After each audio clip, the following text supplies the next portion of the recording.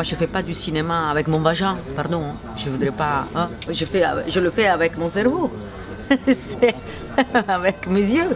J'ai toujours l'impression que le cinéma a sauvé ma vie. Quand j'étais jeune, j'étais très petite, parce que je sais pas, ça clochait toujours à l'école, dans les situations que je vivais. Et donc, à la fin, j'avais trouvé mon identité en regardant des films. Moi, j'avais du mal à trouver mon identité, en fait, dans la socialité de la jeunesse, disons ça. Et en fait, à la fin, j'ai trouvé cette identité qui me convenait en étant cinéphile. Voilà, donc ça, c'était le premier amour. Et à l'époque, après, en Italie, il n'y avait pas énormément de cinéma, donc il y avait des petits cinémas d'auteurs. Donc voilà, j'avais trouvé j'étais devenue un peu la personne qu'il me plaisait d'être. Après, bien évidemment, en Italie, on a carrément un problème sur les femmes cinéastes. Et pas seulement en Italie d'ailleurs. C'est difficile pour une femme de faire un film qui ne soit pas très intime. Ça veut dire, en fait, aux femmes, on nous demande toujours de faire des films intimes, sur l'amour, sur des blessures, des petits films qui ne coûtent pas cher, sur des amours de jeunesse. Et c'est vrai que ça, c'était un sujet beaucoup plus dur. Et les gens, elles avaient aussi du mal à penser qu'une fille qui est Luke Young puisse avoir ce sujet. Et c'est vrai que j'ai eu énormément de problèmes aussi pour la confiance de l'argent, parce qu'on ne me confie pas énormément d'argent.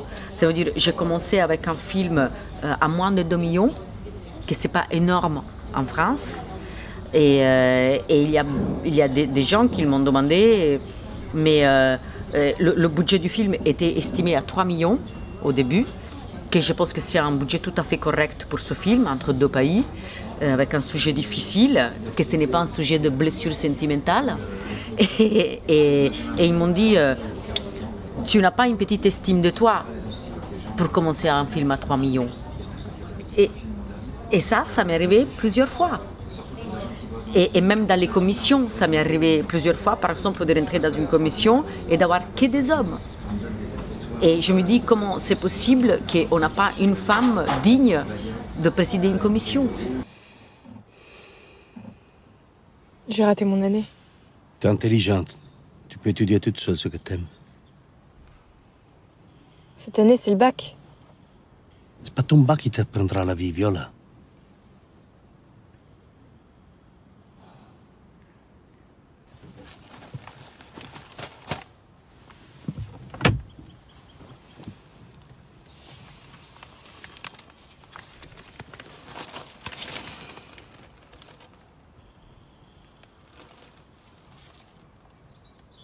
Elle est vieille, cette photo. On dirait même pas que c'est toi.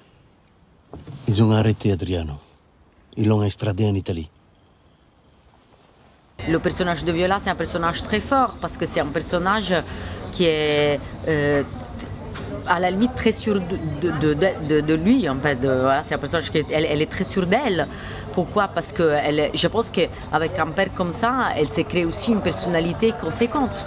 Moi, je ne voulais pas quelqu'un qui était complètement écrasé par son père, parce qu'on le voit, elle n'est pas si écrasée que ça.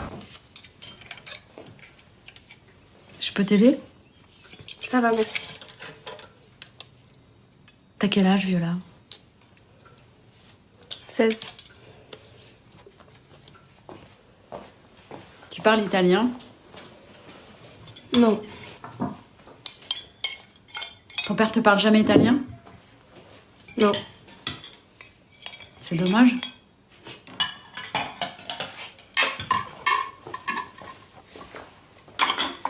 T'as pas envie de connaître la famille italienne de ton père? Non. C'est de toute façon un personnage qui va souffrir aussi. Mais qui choisit de survivre. Ça veut dire elle tue le père, métaphoriquement. Et voilà, il faut tuer le père, forcément. Je pense que la chose qui paye la plus, c'est la sincérité. C'est vraiment la grosse mensonge.